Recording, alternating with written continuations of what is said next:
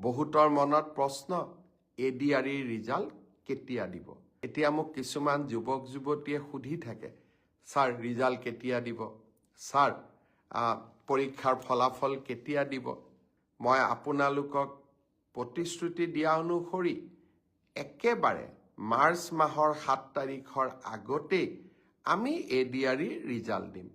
কিন্তু এডিআৰইৰ ৰিজাল্টৰ কাৰণে আপোনালোকে উৎকণ্ঠিত হৈ থকাৰো কোনো কাৰণ নাই, কাৰণ প্ৰত্যেকখন বহি বা OMR চিট এনচাৰ কি এতিয়া আপোনালোকৰ হাততেই আছে।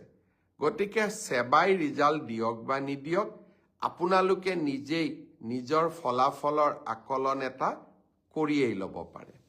যোৱা পৰহি দিনাখন লোকসেৱা আয়োগত এইবাৰৰ পৰীক্ষাত পাছ কৰা 200জন যুৱক যুৱতীক চৰকাৰী চাকৰিৰ নিযুক্তি পত্ৰ হাতত তুলি দি মই আকৌ এবাৰ প্ৰাপ্তিৰ আনন্দ অনুভৱ কৰিছিলোঁ।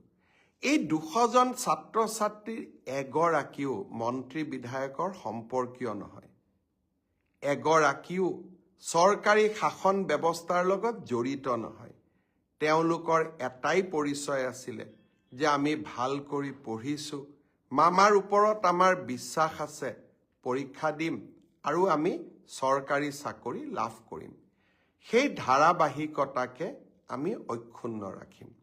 এডিআৰইৰ ৰিজাল্টৰ পিছত লাহেকৈ মাৰ্চ মাহৰ ভিতৰতে আৰু পাৰিলে আৰু আগতে অসম পুলিচৰ পৰীক্ষা আৰু আমাৰ শিক্ষক নিযুক্তিৰ যিটো প্ৰক্ৰিয়া আমি আৰম্ভ কৰিছিলোঁ তাকো আমি আগুৱাই লৈ যাবলৈ চেষ্টা কৰিম।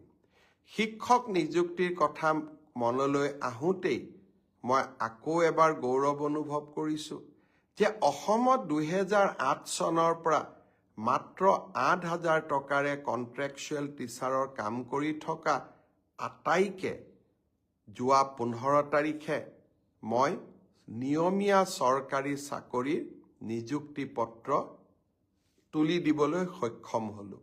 আকৌ এক প্ৰাপ্তিৰ আনন্দ। 1 লাখ চৰকাৰী চাকৰিৰ প্ৰতিশ্ৰুতি দিছিলোঁ, লাহে লাহে 1.5 লাখ চৰকাৰী চাকৰিলৈ মই গতি কৰিছোঁ। এডভান্টেজ অসম পাৰ হৈ যাওক, কোন পৰীক্ষাৰ কোনদিনাখন ৰিজাল্ট দিব মই ডেট আৰু সময় দুইটাই আপোনালোকক জনাম।